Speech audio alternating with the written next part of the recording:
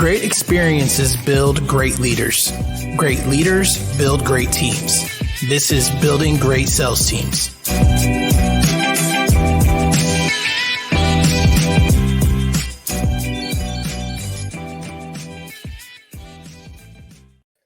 All right, guys, welcome back to Building Great Sales Teams.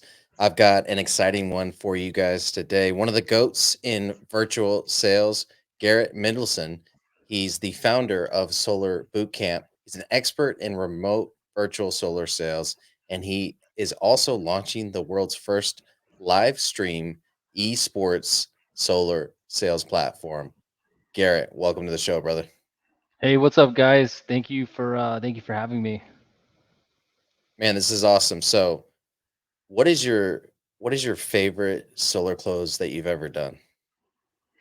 Oh, I mean, I would say the funniest solar close would be I Okay. closed a girl and she did get installed.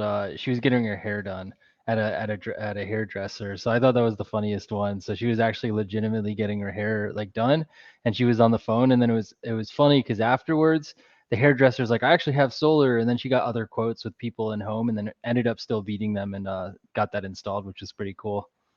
Very nice, very nice. Yeah, anytime, probably one of my favorite one was when the dog was basically yapping the whole time. Yeah, me and the homeowner were just dialed in at that time. So it's it's tough, man, with those distractions around, but keeping them dialed in like that, it's huge. What's your strategy when there's a distraction around? How do you keep them focused? I mean, sometimes I'll kind of joke and bring it up. Be like, "Oh yeah, is that your dog?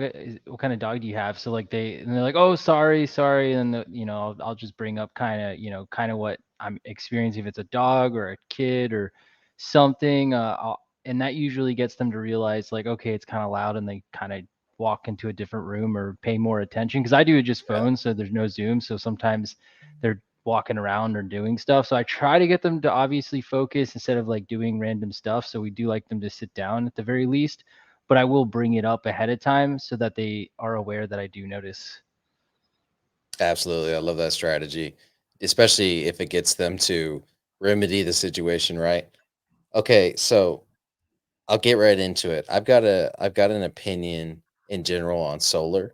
It's kind of what got me out of the business, and Oh, also I had opportunities in consulting. And so I want to walk you through it, and I want your honest feedback. Okay, don't sugarcoat it for me. All right? You can tell me I'm wrong. I can handle it, I promise. Okay. So going into solar, and I'm gonna give you some context, and this is probably the most I'm gonna talk when I have a guest, but I want to make sure you understand where I'm coming from. So going into solar right away, I tried to start an EPC with another partner. He had convinced me that he knew what he was doing, you know what I mean? And so I was the financier and I was going to be the sales side of the business, right? And so we attempted to start an EPC, create the brand, all the things, right? And when when we did installs, the money wasn't getting from the EPC to the sales org, so I was having to front that. And then eventually I realized that he wasn't about his business, right? So I tried to start the EPC and I realized, hey, that's probably a little too deep to start out. And so we just focused on our sales org, connected with an installer. Things went well after that. And after being in the business for a year, I kind of looked at the entire business instead of just the sales side of it. And I had this desire to get out of just being a sales org, right? And we had an AT&T division, we had a DirecTV B2B division, and so we had a few other things going on. Solar was a new venture for us, so we were dumping a bunch of money into it.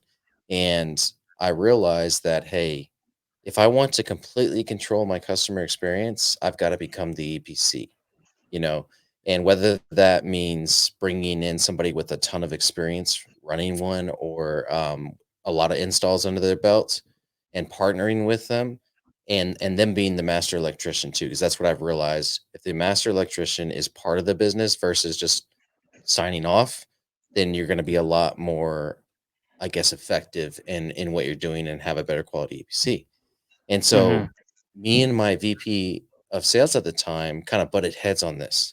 He wanted to keep all the money in the commissions and keep all the money on the sales org side and get away with what we could on the EPC side.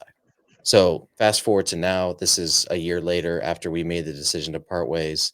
and I got out of solar, I'm seeing a lot of these EPCs going under. That's Yeah. been happening around the industry. And I'm getting the like outside looking in version of it. You're in the business. So do you think I made the right move in wanting to kind of transfer some of that money from sales to the EPC? And do you think that's going to continue to be an issue for sales orgs, is that they're essentially charging too much for that customer acquisition? What are your thoughts on that? Yeah, it's difficult. I mean, right now with EPCs and installers, they're going out of business all the time. But like, Mhm. it's the whole world, the whole solar industry. Like, I know people who sell in Australia, who sell in the UK, and it actually happens out there quite a bit. I don't know if there's a good solution, and the only solutions that have come out in the US are like third-party warranty companies like Solar Insure. Some Oh companies do yeah. their own third party, so that does kind of give a little bit protection for the homeowner. But then it's just like, will Solar Insure be in business long term? And that Hmm. it kind of goes down a rabbit hole. I always say, like, the worst thing people can do is to go with like a really small company, because most likely they're not going to be in business long term, especially as the market matures. The best bet is to go with a middle, if not a big company. But then you have the issues with the customer service, and then sometimes the quality. So it's kind of like a trade-off. So like, it's a really, really hard balancing act. So like, we use Freedom now just because they are the biggest installer. They do it in house, and they're pretty good overall. I don't think they're going Hmm. to go out of business, but I mean, they could go out of business. Anybody in this industry. I mean, we're less than 4% market adoption right now. So this Still, industry is yeah. just going to keep changing and growing, especially as it go from 4, 5, 6, 7, 10, 20, 30, 50. I bet you every company now probably won't be here besides maybe like a few major players like Sunrun, Sonova, SunPower, Hmm. probably Freedom. They're going to be in business, but I mean, building your own EPC, if you do it right, can be lucrative. Like, I want to do it personally, but I know it is risky, because it's like, you got to order the equipment, you got to front the money, you have to wait to get paid by the banks, and it's just like, and then if there's issues, lawsuits, bad reps, saying stuff, you know, accidents, it just causes a lot of headaches. But it's like, there's definitely trade-offs. I mean, obviously people are doing it successfully, so I mean, I would say, like, if you have a good system and you have somebody, like, I have a friend, he's been installing for 10 plus years. He would be the one that I would want to partner with. He owns an Yeah, EPC right now, and they exactly. do they do 2 installs a day. So like, they know what they're doing, and they're clean installs. So like, he's somebody I would want to go into business. But I've seen so many bad install companies at this point. Like, I mean, one of the companies I was working with in the last years, so I don't want to say who, but their Yeah, of first course. install, they use subcontractors, but the first install, the guy fell through the ceiling. I thought this was going to be an accident, like a one-off, but like, every install, there was just like a lot of issues, crooked panels, leaks, damaged house. So like, it does definitely matter the quality and the installer you use, because if you choose the wrong one and you don't have good crews, then you're not gonna have a good time. A really bad time. And I couldn't agree more. And I do love your assessment of the situation because it's incredibly honest. You're not over here like, oh, it's going to be fine. Solar's great the way it is. Like there's going to be a bunch of turnover and things like that. So, what do you recommend? Obviously, you want to go to with a medium or large company, right? But what do you recommend in terms of the customer experience? Like a virtual salesperson or a door-to-door salesperson, kind of bridging that gap? Because we know that the bigger companies are going to have a hard time giving a quality customer experience. And let's be honest, if they're coming from the EPC side, they're trade centric. Their quality QC checks, all that stuff is great, but they're typically not as good as we are as handling customer expectations, giving the customers bad news, and kind of when things go wrong, calming that customer down a little bit, right? So, what do you recommend for the salespeople to kind of bridge those gaps? I mean, I think we need better salespeople. I think this industry has a lot of unregulated salespeople that just say whatever to get the deal. They lie and they overprice and they price gouge. Same thing, but they just do like. You see it a million times, especially in virtual, where you see all these crazy quotes. They're like, "Oh, they said it was 100% offset. This is going to cover my bill," and then you do the math, and it's like Yeah. 50%. And it's Yeah. like if that customer got installed, sure that rep would have made a few $1,000s, maybe 5,000, 10,000, if maybe even more, who knows? But then that customer's going to tell his friend, don't do it. It's going to make our job harder. There's going to be like, more hate, more issues.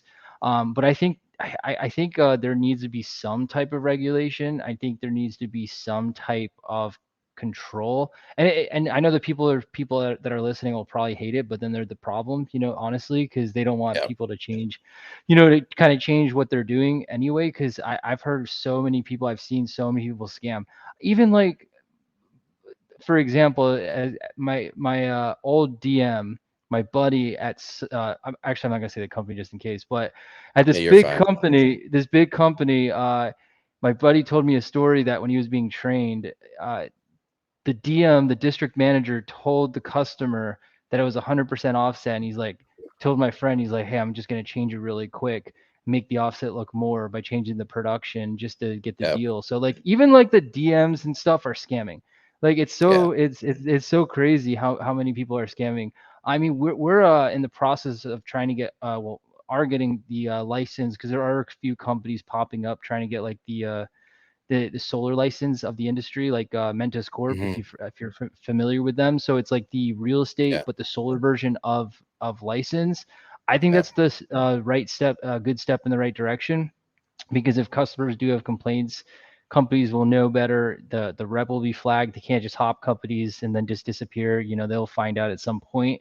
I think it's going to create more accountability, and then it's also going to make it so reps are no longer going to dodge calls from customers, because they're like, why do I not get the tax credit? You said I get a tax credit. Where's my check? Because Right. people pretend also, like the tax credit side, where they're going to get a check in the mail for 15 grand, and that's a whole Yeah. different conversation with the tax credit. And yeah, this industry is kind of, it's an amazing industry if it's done right, but it needs a lot of I think there needs to be a lot of changes personally. I couldn't agree more. These were all things that we ran into as we were building out our solar division. And, like you said, the tax credit was a big one. And that's always a tough one because your solar salesperson is not a tax professional. And so one of the things that we did, and this is going to sound like a commercial, but I mean it's real. It was such a easy solution.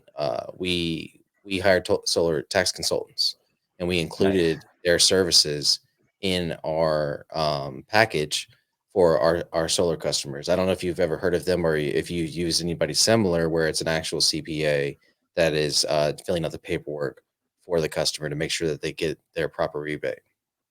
That's sick. Yeah, I've heard of different companies Hmm. pop up and offer this to help streamline it. I haven't used it myself, but Yeah, I definitely, when I went to SolarCon this year, I'm pretty sure there was even one at SolarCon advertising. So that's a good thing that's happening. It needs to yeah, become more frequent for sure. yeah. I'll shoot their info to you after the podcast for sure. Okay, Sick. so some fun stuff. Or actually, you know what? You're talking about a lot of the problems in the industry, especially on the sales side. I couldn't agree with you more. It's a big issue for me. That's why I wanted to like, when we look at it, if it's normal to make 5 grand on a solar deal, then I just wanted the salespersons to make 4 grand instead. And I wanted to move that over to the EPC, right? And part of it was selfish, and then I wanted to use that money to build the EPC. But eventually, it's just this concept that the EPC is about 20% to 30% underpaid, in my opinion. And because for those reasons, they don't have good customer service. For those reasons, they're hiring these subs that are subpar. You know what I'm saying? And I wanted to give bolster their income a little bit so that they could reinforce it, but with accountability. And obviously, having an internal one is the ultimate accountability, control of the customer experience. And so I wanted to kind of prove that model. And then in Corpus Christi, and then in San Antonio, Houston, and Dallas, be able to audit our install partners according to the model that we had just created and say basically, hey, here's the model that we created. It's sales centric, it's customer service centric, it's has training, in it that teaches your people how to deal with, irate customers, problem customers, stuff like that, or just Yeah. transfer them over to us. I mean, we're so much better at handling them. But anyways, going back to the sales side of things, and again, increasing the sales org margins themselves, because they need to spend more money on regulation or on training or on reinforcing their onboarding process and making sure that this sales rep doesn't have a history of scamming customers. Um when it comes to those things, you're actually doing something about it, right? And that's what I appreciate and why I brought you on the show. You founded Solar Bootcamp, solar the company Solar Bootcamp. Talk about that and what you guys are doing over there. Yeah, I want to address something really quick about what you just said about Hmm. the cost for installers. I think the big issue right now is, I wouldn't say a race to the bottom, but it's Yeah. essentially, the people are like, I need the lowest red line. I need Right. and I mean, I'm guilty of it too. Everyone's like, you can do the math. You're like, well, if I had this red line to this one, and that, that's an extra 3,000 a sale versus this, Yeah. you know, you'll get in that mindset where it's like, we need the lowest red line, but it's really, a lot of the time it is quality, because people don't want to have higher red lines to get that quality. They want to just maximize the profit. So I think it's like the industry needs a shift. And it's also like, on top of that, it is becoming really competitive, where people are racing. I wouldn't say racing to the bottom like necessarily, but like, you do run into bids that are like dirt cheap, like $2 red lines, even lower than $2 in some markets, especially if EPC margins, like, it's possible That's 100%. crazy. So Yeah. yeah, so that's the big thing, is people like want to maximize their profits in I mean, the mindset's just going to lead us to government regulation, is pretty much what we Hmm. don't want. We want self-regulation, because that way, it's not like, because the last thing we want is regulation where it's going to take, like a mortgage, weeks to get someone approved, weeks to get someone Yeah. qualified, weeks to do anything, because then everyone's sales are going to drop so hardcore. Yeah. It's going to take forever to get stuff done, and people are not going to be selling deals frequently, because it's like, well, got you approved. I'll be back once the underwriter does this and does that and does this, and we check this, and then how that goes. So Yeah, and you're gonna have so to that's coach them on an yeah. auditing process or a survey. We had to do something similar with security. When we were selling security door to door. The customer would get a call, and there was like this 30-question survey, and we'd have to coach them, like, basically through it, like, hey, they're gonna ask you this, this, this, and this, and this is what that means, because they're harsh questions on purpose to make sure that the customer really wants it, which I get it, I understand. Yeah, exactly. That's why, I'm not trying to pitch Mentiscore. I'm just like really like getting the license through them right now. But like, they even have like an AI welcome call that like records everything, asks them the question, so like everything, Okay. the homeowner knows everything, just to make sure Mhm. like they are aware. But like, yeah, you have to, if you have to do a process for weeks just to get someone approved, it's going to be a lot of coaching, a lot of follow up. It's going to become a very, very headache process. But now, just kind of going into what we do. So, we run Solar Bootcamp, solarbootcamp.ai. You can find us there. So it's like .com, but .ai. And then also we have a sales platform called SBU.live. So Solar Bootcamp University.live. That is the sales platform. So we actually integrated our installer Freedom into it and built a live streaming platform. We had the website built. It just had a lot of issues. We rebuilt it. Everything's rolling back out. Everything's on there already. Just the live streaming is coming back in the first 2 weeks of the year, 2, 3 weeks.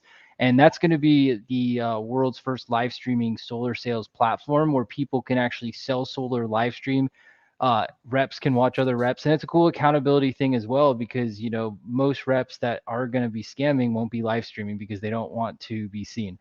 So it is a good way of, accountability, making sure people are doing well, doing right.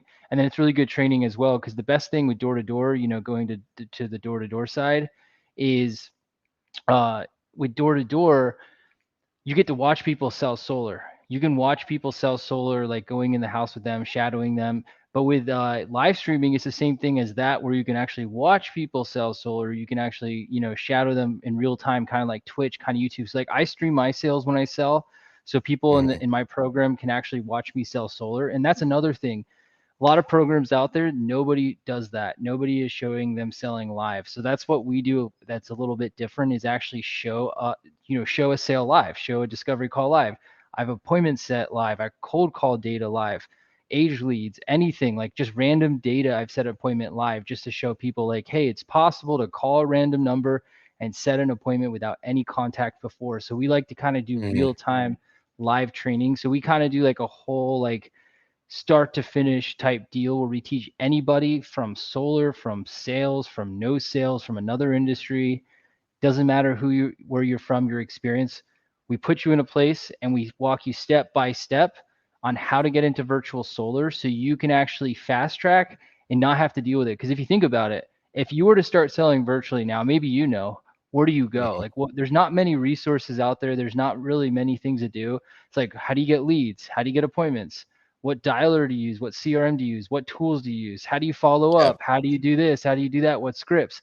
It's kind of overwhelming, so we like to break it down and package it in a way where it's really streamlined and it just allows anybody to get into it without having to feel like there's a million things going on. Right. So we built that, and then the second thing, SBU.live, which is the sales platform. So Solar Bootcamp University. So if you pull that up, SBU.live, that's where we plug. It's optional, but you can plug into it and sell solar in 32 states.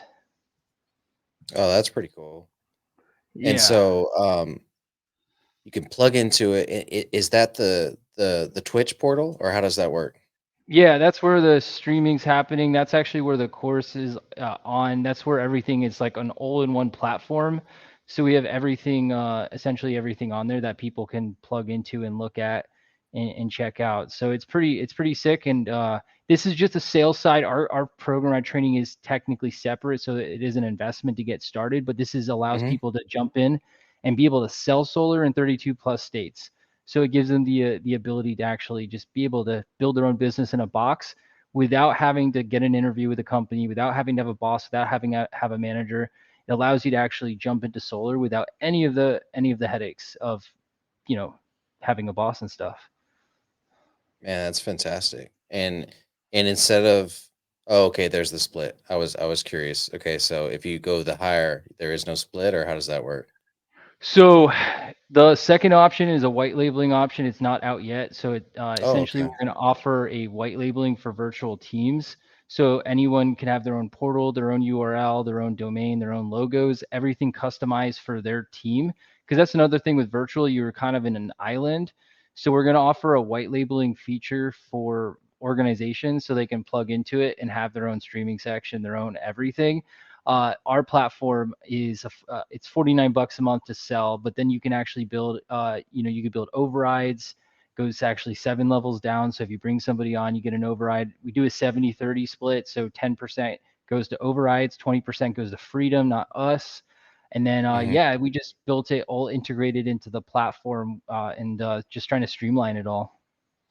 So, and you don't have to answer the exact numbers or anything, but I gotta imagine there's a pretty massive investment to put all this together. So I'm assuming y'all are using a learning management system for Solar AI. Yeah, like to manage all the like the videos, the software, the Yeah. training and everything. Yeah, we actually built our own as well. So we Mhm. went off another platform. So we actually merged it into SPU.live. So it's actually all on that platform. So we have a Oh, nice. developing yeah, so we have a developer team that's just been developing it, and yeah, we've invested a little bit into it, and we're just going to keep putting out features. And we actually have a feature that's coming out next year, because you know how solar is pretty competitive, Hmm. and people like to place bets in sports and stuff. So we want a sport betting Oh, element no where people way. can yeah, so people can actually like compete against each other, and then people can place like bets and stuff, and there's gonna be tournaments and like setter versus setter, closer versus closer, place a little bet on it, stuff like that. It's gonna be sick. That's gonna be crazy. Just, you always want to gamify sales, but you are literally gamifying sales. Yeah, exactly. It's gonna be sick. And we also we have a metaverse we're relaunching as well, because that's I mean, I personally feel like with Apple, if you have you seen Apple Vision? Have you seen that? I've seen the headset, but that's about it. Yeah. Yeah, so that if you've seen the trailer, it's going to be legit. I mean, the new iPhones can already do the 3D filming for it. A lot of people Hmm. don't realize like AirPods were stupid in the beginning. I remember everyone made fun of AirPods because they kind of looked really stupid. I got like 3 pairs now, Yeah. and I think everyone's going to have Apple glasses, Vision, whatever it's called, and it might be 2 to 5 years.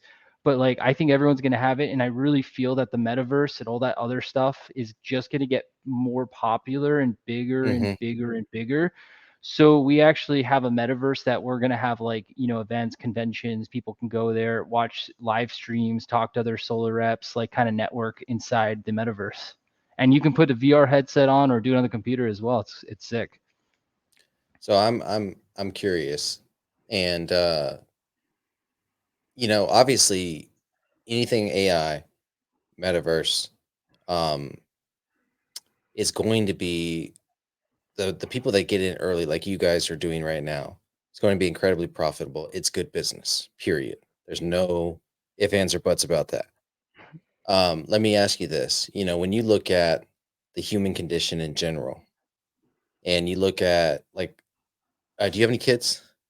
No, actually, no Okay. kids. Okay. So you're gonna, when you start having kids, you'll start thinking about this stuff. It'll kind of reframe how you look at virtual reality, right? And Yeah. so I limit my son's video games to like 2 hours a day. Yeah. Their devices are limited to 2 hours a day.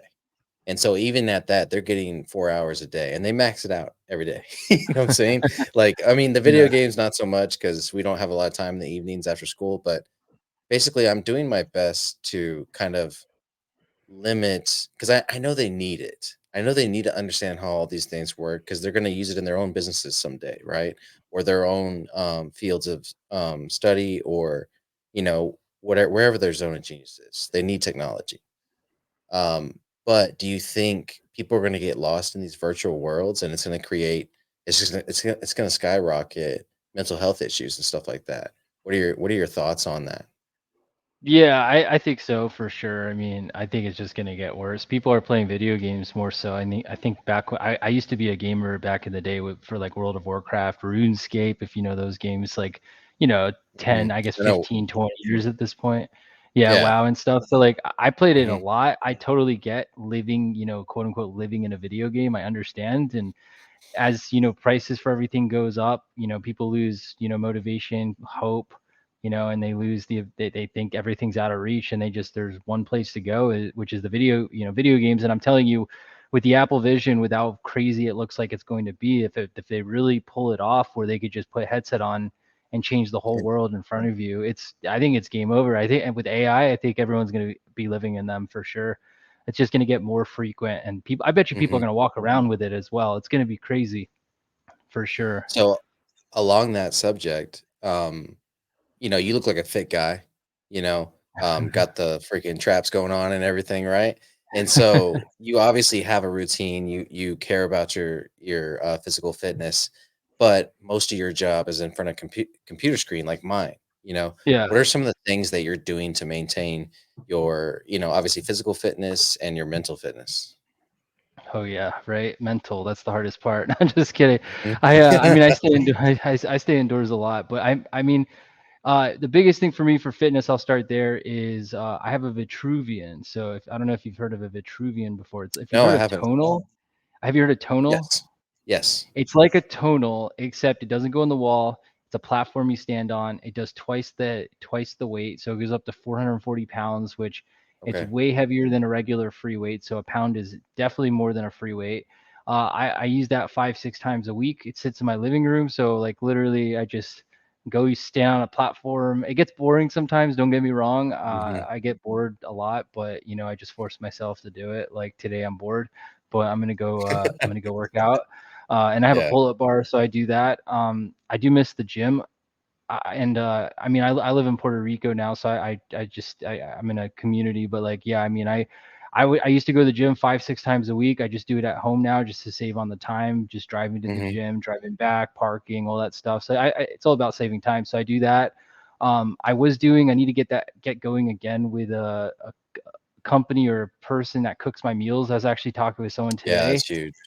where they shop the food, they cook at your house for you, but like getting everything meal prepped, cooked, because that's the biggest thing is diet, and that's the one thing I'm lacking on is the diet part. Because Mhm. being so focused, it's really hard to hit your Same. protein every day, like really hard. Because I have a protein shake right here, but like sometimes it's even drinking like just one of those is not going to do anything. You need to eat like for me like 200 grams Real of food. protein, and yeah, Yeah. and it's just so hard to consistently stay like to keep eating and then to get enough calories. So like meal prep, that's the biggest thing is you could find like especially if you're in the States, like Clean Eats, they can ship anywhere. That was the company I was using for a while. Then the local Clean Eats is much better than the corporate Clean Eats because it's not full of like Mhm.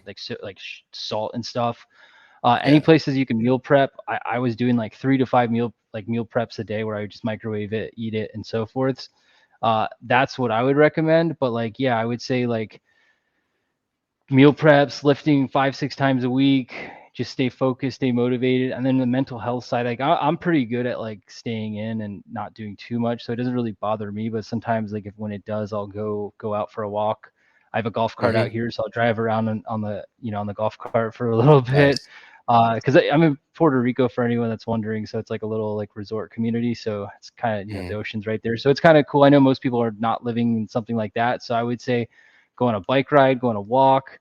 Uh, Conventions, that's really fun. That's the only downside about living here, unless I want to keep flying back to Florida. But like for anyone that wants a really good, like fun activity, go to conventions. Like I'm going to in Miami January 20th at Grant Cardone 10X Bootcamp event. So Nice. for anyone that's never done that, it's amazing. And just wait until New Year's Day, I think it's New Year's evening, the last day of the year. I bought my ticket 2 years ago. It's 90% off. Just go find his stream. It's always way discounted. Go buy a ticket. Go to these conventions. Just start going to conventions if you can, once a month, twice a month. If I could go once a week, I would go once a week. But I Yeah. would say that's the biggest thing is to surround yourself with other people that are just trying to grow, trying to network, trying to just increase their mindset. And that's the best way to, I feel like, for mental health. Because every event I've ever gone to, it's so much fun. I always meet a lot of people, always network, just grow my, just meet a ton of people. And I would recommend 100% going to conventions for sure. Yeah, I think you're hitting all the right points, and the most important one being surround yourself with like-minded people. You need that mental challenge of learning what other people are doing and being social and getting outside the house, right? I don't know that Yeah. I could like right now. I've converted my podcast trailer into an office, but it's right outside my house, But every Nice. now and then, Yeah. luckily I go to the gym. My kids have sporting events and all that kind of stuff, so I'm around people constantly for sure. I've Nice. seen Yeah. a lot of my friends are moving to Mexico or Puerto Rico and low cost countries like this, and they're just crushing it because one, they're focused. There's so many distractions in the US, and I'll walk out of my trailer right now and my phone's trying to sell me something, and then into my house and the TV is trying to sell me something, and like it's constant distraction, right? And so it helps them dial in, if they're in the right area. And then, yeah, they all have personal chefs. I am so jealous of somebody just cooking every meal for you every day. I mean, I just came back from roof camp, right? Oh, And you're talking about nice. the conferences and stuff. Roof camp was Yeah. a very intimate conference on this ranch, Aguanada Springs in Rock Spring, Texas. And there was 18 participants, 6 coaches, and it was super intimate, just beautiful scenery everywhere, beautiful animals walking around. But they had um, their chef take care of all the food, breakfast, lunch, and dinner. It was all just delicious and amazing, and all probably 1,500 calories a meal. So I don't know if that would quite work, but that whole Yeah. concept of not having to worry about making food, I'm here for it. I'm here Yeah. for it. Yeah. Dude, it's 100%. it's it's so much better. No cleaning, no like pretty much anything, and no shopping if you find the right one. It's just literally Mhm. just eat your food. You save so much time. It's unbelievable how much time Yeah. we take shopping, cooking, cleaning, all that fun stuff. Yeah, 100%. Okay, so what are you excited about right now? What's next for you guys? What's jolting you out of bed in the morning? Yeah.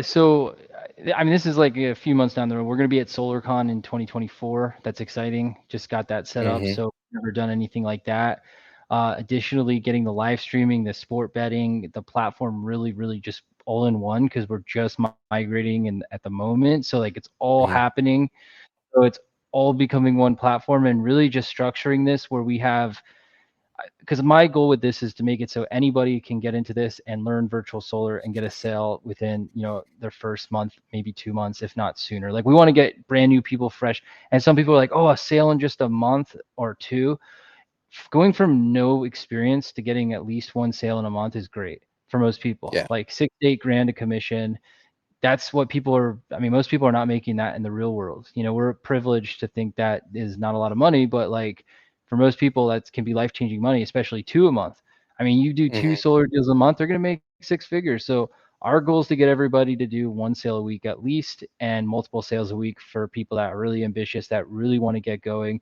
And we have people like we have somebody who just did 18 in a month, and we have people that have done over 20 in a month. So like people are wanting, are learning, are wanting to go virtual and learning how to do it. So we're just really grateful for how many students we have. We're blowing up every week and we're just growing every single week. And we're just trying to make the ultimate sales platform. And it's not just me. We have 7 other coaches actually, and we're all coming together, maybe 8 now, that are just trying to build the best training platform, the best university for solar in the industry. And we just are trying to innovate and make this as good as possible. And we're changing a lot of lives, and we're just going to continuously innovate and just make this as good as possible. I love it. I love your energy too when you're talking about it. You're very passionate about this. And speaking of changing lives, so the last question I always like to ask my guests because it gives me a lot of perspective on who they are as a person.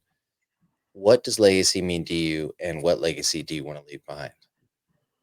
That's a great question. So legacy to me is being able to change change people's lives, change the world, move the needle forward, innovate and show like a different perspective in life that people will remember you for helping, for changing, for pioneering the way. That's why, like, really focused on doing it right ethically, because this industry has a lot of wrongs. So we're trying to show people like there is a right way of doing it, there's a right way of changing and making it better. So we want to leave a legacy of just showing people how to do this, how to change people's lives, how to make a lot of money, save homeowners a lot of money, and really Mhm. just make a big, big difference.